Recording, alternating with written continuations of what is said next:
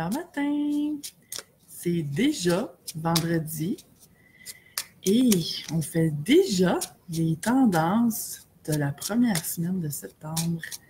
Donc, la semaine à venir, du 1er au 7 septembre 2019. Voyons voir qu'est-ce que les énergies ont en réserve pour nous. Comment on peut mieux se préparer à ça. Je me branche à l'énergie collective et on va regarder ça ensemble, ce qui s'annonce. Bon matin à toutes les belles âmes qui arrivent en ligne. Qu'est-ce qui se prépare? En tout cas, les cartes se font désirer. Je provoque rien. Je précipite rien. Je vais juste demander. Et en attendant, ben, ça me permet de te dire que, vu qu'on est vendredi et que le tirage se fait aujourd'hui, je considère que ces énergies-là sont déjà en place à partir d'aujourd'hui. Mais, dans le fond, je demande vraiment les énergies pour la semaine à venir. Mais la semaine à venir, on la prépare dès aujourd'hui. Donc, c'est vraiment long ce matin. D'habitude, il y a des cartes qui sautent, qui se présentent, le bout du nez. Et là, on dirait que ça mijote tranquillement. Soyons patients et patientes. Ah, bon. En voilà une. La première, c'est toujours pour moi, en tout cas, parce que chaque personne qui fait du tarot le fait un peu à sa façon. Et pour moi, c'est celle qui donne le ton à la semaine qui s'en vient. Donc, à date, on a 3 arcanes majeures qui sont des cartes qui portent une plus grande énergie. Mais les cartes sont à l'envers. On va voir tout ce que tout ça nous réserve. À l'envers, ça ne veut pas nécessairement dire que c'est négatif, hein, mais c'est des énergies qui sont un peu plus bousculantes, j'ai envie de dire. Allons-y avec ça. D'accord. Donc, pour commencer, on a l'empereur à l'envers. L'empereur, dans le tirage, les tirages généraux comme ça, comme celui-ci, quand on voit des cartes avec des personnages, hommes ou femmes, je ne regarde pas vraiment le sexe parce que c'est un tirage général. Ça peut être aligné, comme là, l'empereur, c'est un homme, ça peut être aligné là-dessus. Mais je regarde plutôt l'énergie de la carte que la personne qui est dessus. Donc, l'empereur, c'est la carte de celui qui maîtrise la situation, qui est solide dans ses bottines, qui sait où il s'en va, tu sais, qui a une force intérieure, qui sait diriger, qui a un esprit de décision. Et là, cette carte-là est à l'envers. Donc, ce que je sens par rapport à celle-ci, c'est ça peut indiquer justement de l'indécision, de la confusion au niveau de savoir justement où nous diriger. Parce que l'empereur, c'est quelqu'un de solide intérieurement qui est capable de prendre des décisions rapidement et de voir clair dans ce qui se présente à lui. Donc, c'est l'énergie que je sens qui va présenter un peu ce qui se prépare cette semaine. C'est une petite brume peut-être mentale qui fait voir les choses avec un peu de confusion. Je ne sais pas trop où je m'en vais. Est-ce que je prends la bonne décision ou est-ce que j'ai pris les bonnes décisions? Où j'en suis exactement? Je ne suis pas trop sûre. Qu'est-ce que je veux? Il y a comme une période de remise en question et de tri à faire ici, là. C'est ce que je sens. Ensuite, on a le soleil à l'envers. Le soleil, c'est, tant qu'à moi, une des plus belles cartes du tarot, sinon la plus belle, dans le sens où c'est la carte qui parle de bonheur, d'éclaircissement, de joie de vivre. Et là, elle aussi est à l'envers. Donc, il y a peut-être cette confusion-là, cette brume-là qui s'est présentée, qui empêche justement de se sentir vraiment bien, parce que, bien souvent, hein, quand on est en période de confusion, moi je vois ça comme un cercle vicieux. C'est l'image qui me vient maintenant. Est-ce que je suis confus parce que je suis pas dans ma meilleure énergie? Est-ce que je suis pas à mon meilleur au niveau de ma vibration, de ma joie de vivre? Ou si c'est parce que je suis dans cette moins belle énergie-là que je suis confus. C'est comme, est-ce que la poule vient avant l'œuf ou l'œuf est venu avant la poule? On n'aura jamais vraiment la réponse à cette question-là, mais les deux sont vraiment reliés. C'est ce que je vois à travers ça. Donc, déjà en partant, si je travaille sur ma vibration, de me ramener à ma joie de vivre, de regarder ce qui est là plutôt que ce qui n'est pas là, de trouver toutes les façons que je peux pour me sentir mieux, pour me sentir vraiment bien. Déjà, ça va mettre en place autre chose au niveau de... Quand mon énergie est belle, il y en a moins de confusion, il y a moins de pensées négatives, il y a moins de ralentissement. Donc, la clé de ce que je vois ici à date, c'est vraiment une question de vibration et d'énergie. Maintenant, on a le hiérophant à l'envers. Le hiérophant, c'est la carte de la sagesse. Toujours à l'envers. La sagesse, l'éclaircissement, donc, tu peux voir qu'il y a déjà des similitudes. C'est pas la signification entre le soleil et le hiérophant, c'est pas du tout la même chose, mais pour ce que je vois aujourd'hui, ça apporte un peu cette même vibration-là de pas être en... Parce que le hiérophant, c'est la carte de la sagesse, de la connaissance divine, de la connexion divine, aussi de l'engagement. Engagement, moi envers une autre personne envers moi envers moi-même aussi. Donc, ça aussi, c'est à l'envers. Donc, tout ça est relié, hein? Ces trois cartes-là, je les sens vraiment reliées. Et là où ça nous amène, c'est vraiment de regarder ma connexion divine, justement. Est-ce que je ne serais pas débranchée quelque part de ma sagesse intérieure, de mon divin? Et la raison qui me vient, c'est clair que c'est toujours en lien. Si je suis débranchée de mon divin, c'est que je suis trop préoccupée par ce que je vis dans mon humain. Je prends trop ce qui se passe au sérieux. Je me suis laissée embourber par une certaine lourdeur ou une certaine lenteur. Je dis les mots qui me viennent là. Mais il y a quelque chose qui ne me satisfait pas dans ce que je vis dans mon humain. Et je me suis laissée embourber dans ça, dans cette lourdeur-là qui me tire vers le bas. Et mon défi cette semaine, c'est de me ramener vers ma lumière, vers ma sagesse, vers le divin.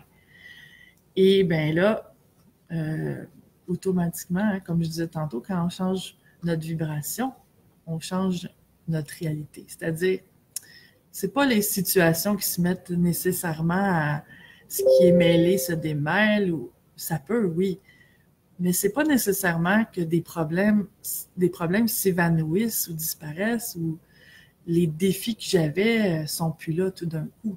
C'est juste que ma vision en change, ma façon d'en réagir en change, et ça fait toute une différence. Ensuite, on a la reine de coupe. La reine de coupe, comme je disais tantôt, les sexes des cartes, c'est pas vraiment, ça peut, mais c'est pas vraiment à considérer dans un tirage général. Mais la reine de coupe, c'est celle qui est bien avec elle-même, qui s'aime elle-même. Et puisqu'elle s'aime elle-même, elle répand cet amour-là autour d'elle. Ce que j'entends, c'est même si elle sent pas une réciprocité, même si elle sent pas que cet amour-là lui est retourné de la façon qu'elle voudrait que ce soit, dans le fond, elle est amour. C'est ce que je reçois particulièrement aujourd'hui de cette reine-là. Elle a plus d'attente de « je t'aime, mais toi aussi tu dois m'aimer ».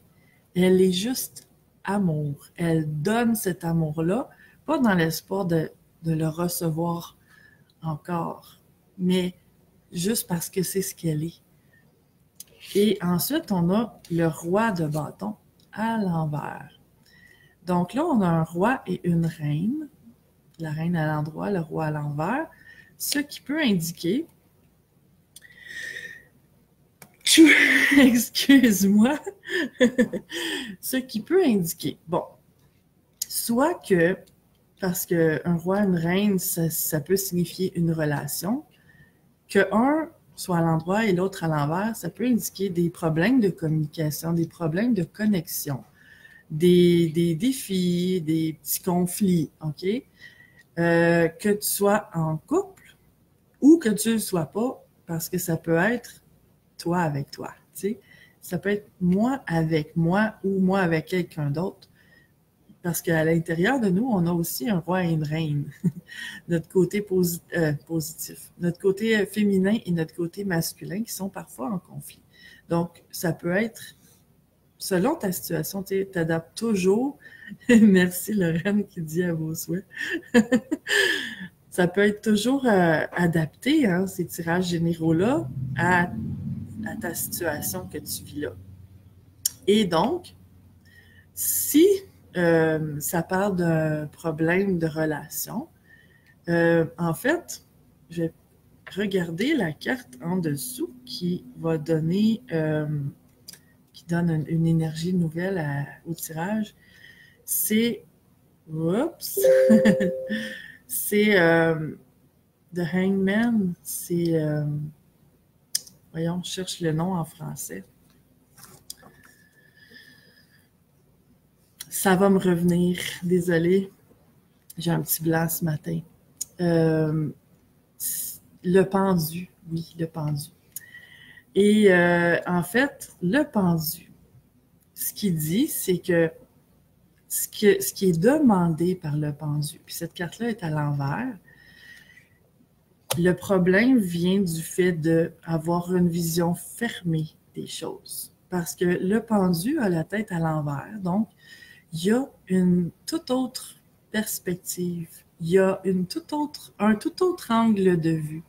Et c'est ce qui est demandé ici, que ces cartes-là, pour toi, parlent d'un problème de couple, d'un problème interne, de dialogue interne, d'entente interne entre ta tête et ton cœur, par exemple, entre j'agis et je fais rien, entre peu importe les polarités à l'intérieur de toi.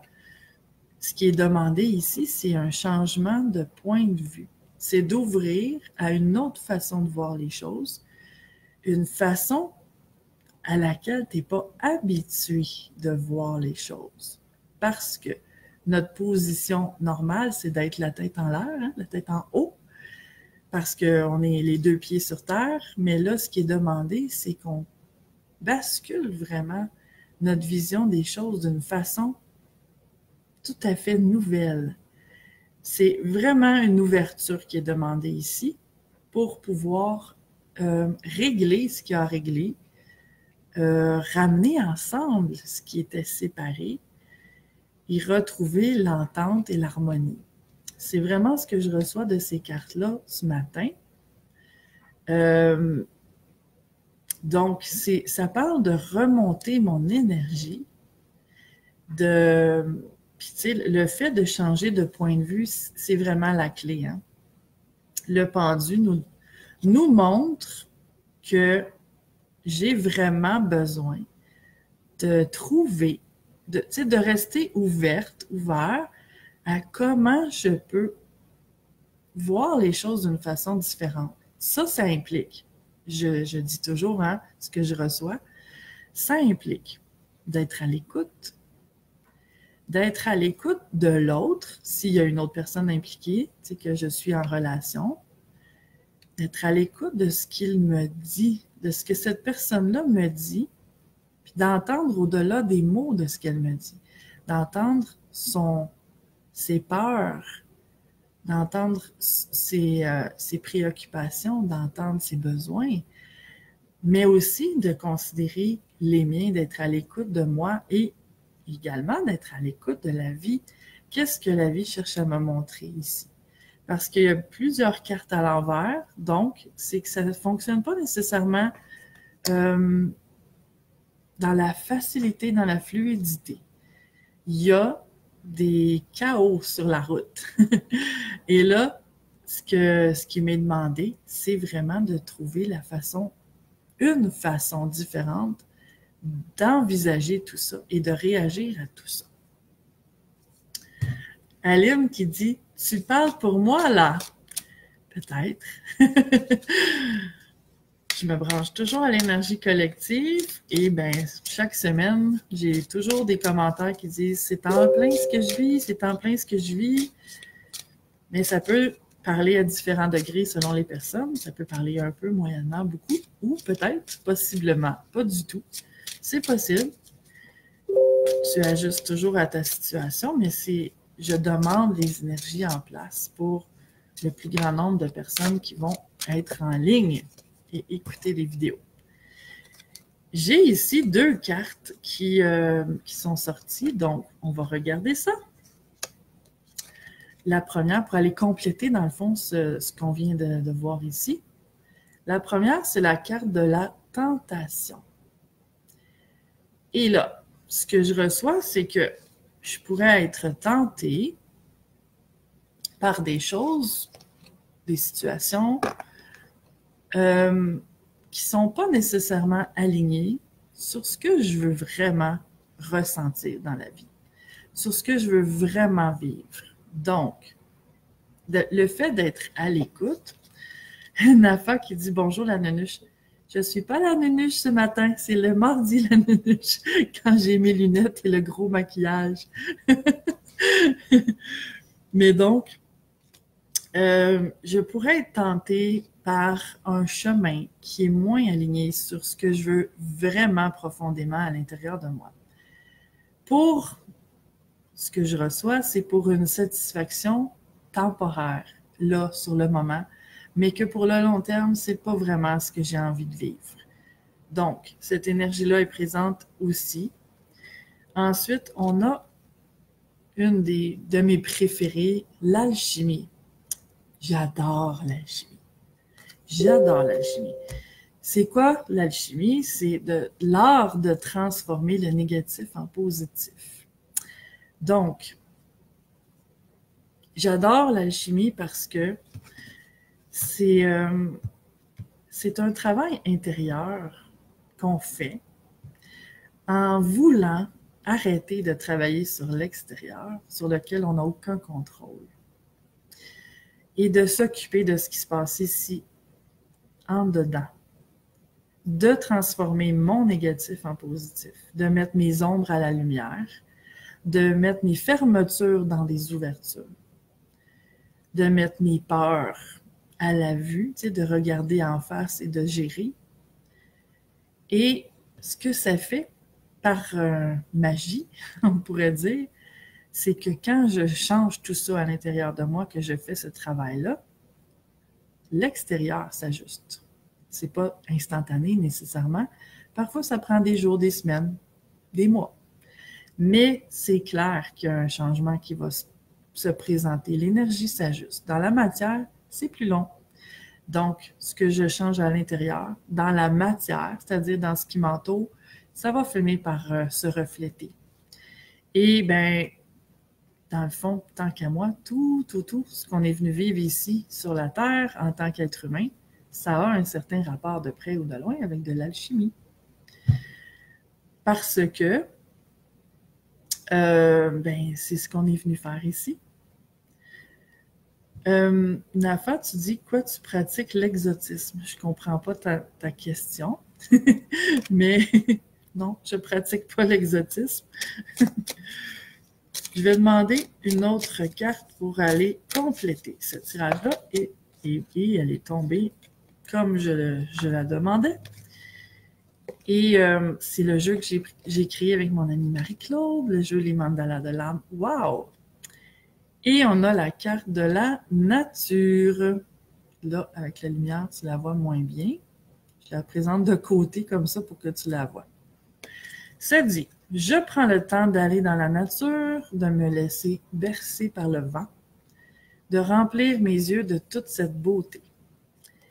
Donc, je parlais tantôt de déconnexion dans les premières cartes et en fait, quoi de mieux pour se reconnecter à la vie, au divin, que de retourner dans la nature. Ça ne veut pas dire que j'ai à m'exiler, m'isoler sur une île déserte. Ça peut être seulement d'aller prendre des marches dans la forêt, là où je me sens dans la nature. Ça peut être en ville, dans un parc. Mais peu importe que je fasse le vide à l'intérieur de moi. Et tu vois l'image qui me vient quand j'ai dit ça? Faire le vide pour faire le plein. Faire le vide de tasser tout ce qui ne fait pas mon affaire, mon opinion sur ce que je vis, sur ce que j'observe, sur comment je me sens, sur ce qui se passe en moi et autour de moi, pour faire le plein de divin. C'est ce qui me vient. Tu pratiques l'exorcisme. Non, c'est pas de l'exorcisme, l'alchimie, l'affaire. C'est de réaliser que quand je suis dans des fermetures, de regarder comment je peux ouvrir, de réaliser que quand je suis dans des jugements, de réaliser que les jugements, c'est moi-même qui me bloque et comment je peux vraiment ouvrir ma vision des choses pour ouvrir ce qui sera disponible pour moi aussi de la vie. Et ça ne veut pas dire de tolérer des choses qui ne sont pas tolérables. Ça ne veut pas dire de me laisser manquer de respect ou de me manquer de respect. C'est toujours aligné sur me respecter tout en respectant les autres. Hélène qui dit « Wow, ça me rejoint. Merveilleux. On va terminer ça là-dessus. Et si tu aimes cette vidéo-là, ou peu importe laquelle, et que tu es inspiré de la partager, bien, je t'en remercie du fond de mon cœur.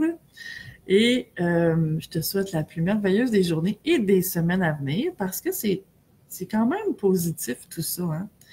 Parce que même si on parlait de confusion, d'indécision, de moins de joie de vivre, mais tout ça, c'est pour me réaligner. Hein? Et ça, c'est positif. C'est que quand je vois et je sens que je suis plus sur mon X, que je suis plus dans ma joie de vivre, que je me sens plus connectée, que je me sens plus triste, que mon énergie est plus basse, ben c'est qu'il y a quelque chose qui s'est passé. Ça ne veut pas dire qu'il y a quelque chose qui est arrivé. C'est ma réaction à ce qui est arrivé qui fait que je me sens comme ça. Et c'est là-dessus qu'on a un contrôle. C'est-à-dire qu'on peut avoir une influence par les choix qu'on fait et les attitudes qu'on va développer. Donc, sur ce, je te souhaite la meilleure des semaines et des journées. Et à bientôt. Ciao!